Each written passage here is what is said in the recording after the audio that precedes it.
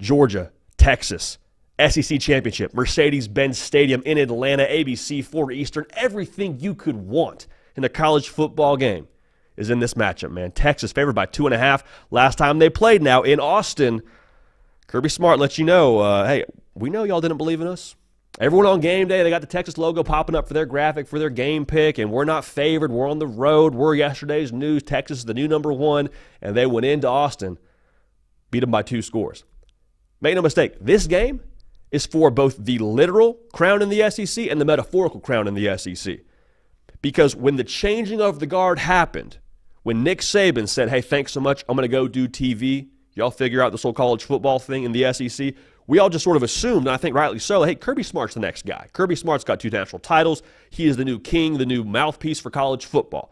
And I don't think that that's necessarily been disproven in any stretch to this point in the year.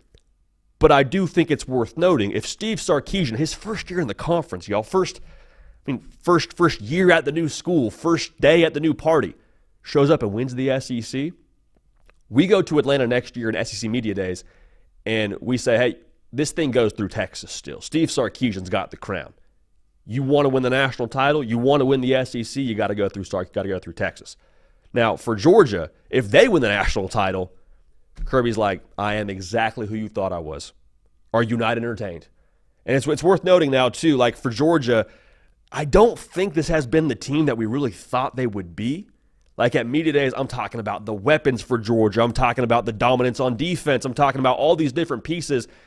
And while that wasn't untrue as to the talent they have at those specific positions, they have not put it all together.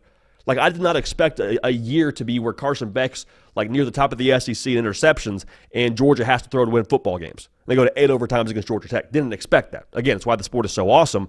But I say all that to get back to the point about Kirby Smart. I don't know that it's a discussion. This is his best coaching job he's had since he's got to Georgia, to have this team in the spot they're at right now. Even after the loss to Ole Miss, even with all the question marks around their roster, even with all the things that we wanted and expected to see around Georgia and haven't seen, still got a chance to play 4 quarters and punch a ticket to the college football playoff with the first-round bye. Now, worth noting, both these teams, regardless of the result, will be college football playoff teams. I think that's fair to say. But neither one of these coaches has what I would call a bronze medal mentality. And bronze medal mentality is like, hey, we're just glad to be in the dance. We're glad to be on the podium. And like the people that don't have that mentality, your Kirby Smarts, your Steve Sarkisians, they align a lot with like folks that achieve greatness. Your Michael Phelpses, your Michael Jordans, your Tiger Woods. Like that's how these guys are dialed. So I just want to make sure we have that clear.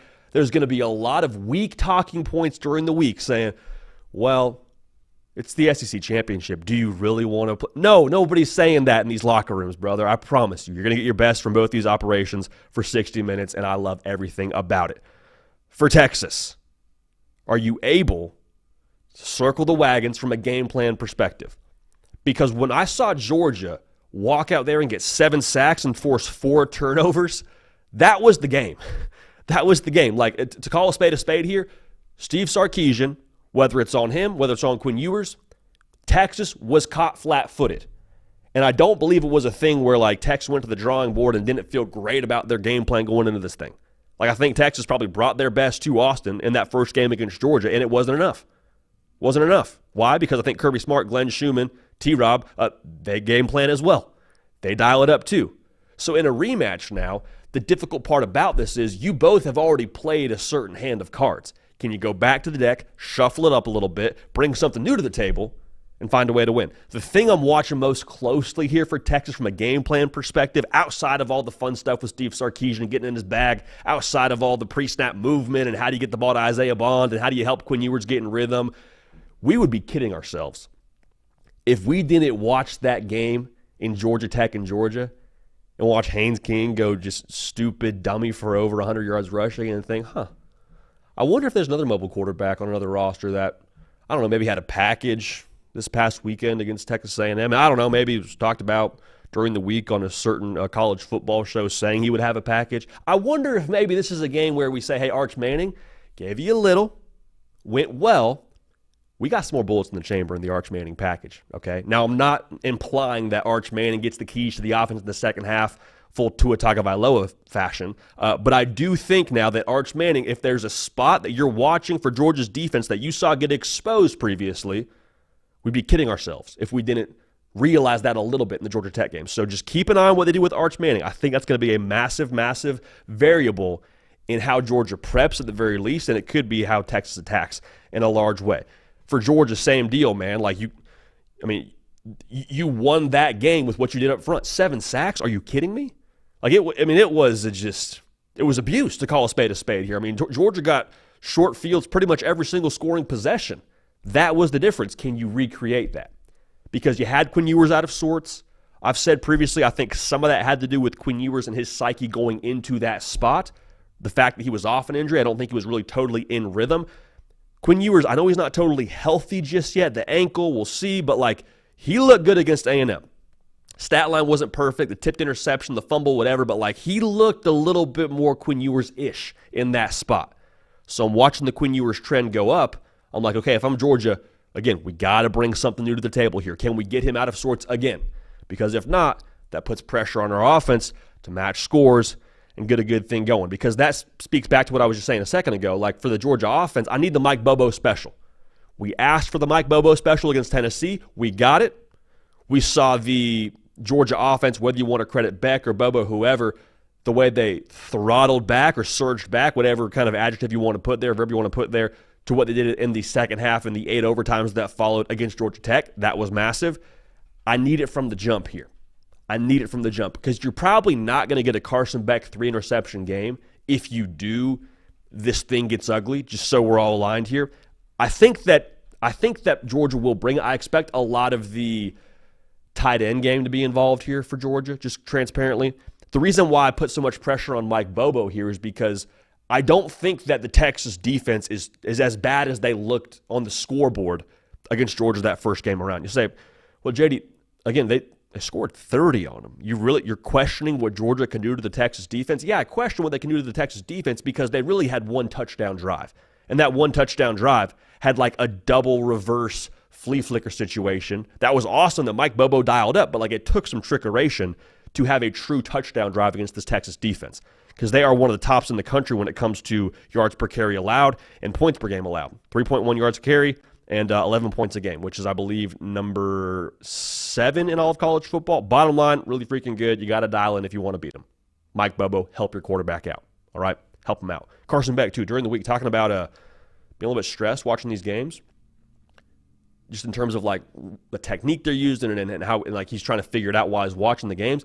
Don't know if I love that from him being a psychopath and always thinking about college football when he's watching, or if I'm like, hey, like let's relax a little bit. We'll see. Side note there, unrelated. Going back to the Texas offense, Kelvin Banks now, we're going to see. We're going to see Kelvin Banks. I don't think it's unfair to say probably the best player on Texas' roster, at least from an NFL draft perspective. Ankle is dinged up. We talked about how often Georgia got after the quarterback last game. If Kelvin Banks isn't at a place where he is able to, serviceable is the wrong word. If Kelvin Banks isn't able to be Kelvin Banks-esque, things get a little bit tricky. So just keep an eye on that whole left tackle situation. I would expect now for Steve Sarkisian, with what we've said about Quinn Ewers and his mobility, with what we just said about Kelvin Banks and his health, I would expect Sark to try and get the ball out of Quinn Ewers' hands early. I would expect Sark to do Sark things and have a lot of window dressing. I'd expect Quintravian Wisner to have a massive role in this game. Dan Jackson, the safety for Georgia, is a program guy through and through on this show. He will have a massive role in this game. When you talk about Steve Sarkisian's offense, the thing that everyone loves to talk to death, blue in the face, is the RPO. And you've had every analyst on the planet tell you what an RPO is, so we won't unpack that. But the role for Dan Jackson here as the safety for Georgia, the run-pass option puts strain on like that second, third level of the defense. If Dan Jackson is able to fill like a nightmare, that's going to be advantage Georgia and force them probably into some situations where they got to start throwing the football a little bit more. But what I'm trying to say is that there's a lot of responsibility on Dan Jackson to both play the run and the pass effectively in this spot. All right? I'm not saying it's all on him. I'm not saying I know the game plan, but I am saying by nature of playing safety there, there's going to be a lot on his plate, a lot of work cut out for him. So here's where like the rock meets a hard place for me. Julian Humphrey is a guy we're going to talk about here in a little bit. He started 10 games for Georgia. He played a lot in this game the first time around.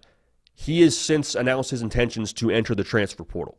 So you have the quantity of the Texas receivers versus the quantity of the Georgia secondary that already gives you a little bit of a hesitation by nature of the fact that they've had some spots where they don't look all that awesome. The Bama game comes to mind. Mississippi State, numbers inflated, still doesn't look great having a quarterback go for over 300 against you. The Ole Miss game. So all those things concern me a little bit. And then I also pair that with the idea that, like, do we really in our heart of hearts believe that Texas is going to turn the ball over 4 times again and give Georgia that many short fields? Do we really believe that the Texas offensive line doesn't feel some type of way after they allowed 7 sacks to the same exact organization? Also, do we really believe that Kirby Smart's going to lose 2 SEC title games in a row? We believe that? So this is a tricky one. For me, I cannot get out of my head how good Texas looked in the second half once Quinn Ewers kind of caught some rhythm. I can't get out of my head how good they looked against A&M at certain spots. The edge they're playing with right now, it feels like Texas is starting to click, starting to find their footing. So I'll give you a prize picks, and I'll give you my pick in the game. Matthew Golden, receiver for Texas. We spoke about the quantity. I don't know how you're matching up with all these guys consistently. His number at prize picks, 45.5 receiving yards a game. We'll take the more there, all right? Not our pick in the game just yet, but we'll take him to have the more there. Again, code HARDCOUNT, $5 in lineups, $50 in promo funds using code HARDCOUNT. So my pick in this game, man, whoever won the first battle, it was going to be very difficult to win the second battle. After we saw Georgia Texas play the first time, there was, I think, some feeling in our gut that, like, hey, we could see this a second time. I don't believe that Sark will be out game playing a second time. I don't believe that Quinn Ewers will be out of rhythm the way he was the second time. I think Arch Manning and what he brings to the table here is a massive, massive variable that will be, I think, a factor in this game in some way, shape, or form. And I think the Texas defense is going to bring some juice here, and they won't have to defend 3 short fields. So, with that being said, we will take Texas, their first year in the SEC, to win the conference. Final score, 31-24. And at that point now, we circle back and say, okay, Kirby Smart, still the best coach in college football, I believe, by nature of his credentials, but you also look at the SEC and say, no, that runs through Texas right now. Sark has the crown. Sark's the guy right now. Also worth noting, last year, people are saying, well, what does that say? A Big 12 team walks into the SEC and takes it over. A Big 12 team also went to Tuscaloosa last year and beat Nick Saban. Kirby Smart, granted, a lot later in the year, played Nick Saban in Atlanta. Did not beat them. So the whole they came from the Big 12 thing, I think, is sort of a foolish conversation. But just to emphasize this is now Sark's deal. Like, it goes through Sark, it goes through Texas, and you don't think that's going to pour some gasoline on what they do in the portal, pour some gasoline on what they're going to do on the recruiting trail? We're kidding ourselves. Texas, for us, you're SEC champs. And as I make that prediction, I see in my head, in my mind's eye, that cut from the interview postgame when he was in Austin, he being Kirby Smart, where the lights are off and he looks like he's telling a ghost story to Holly Rowe. I'm like, all right, well, made our pick, made our bed, let's line it.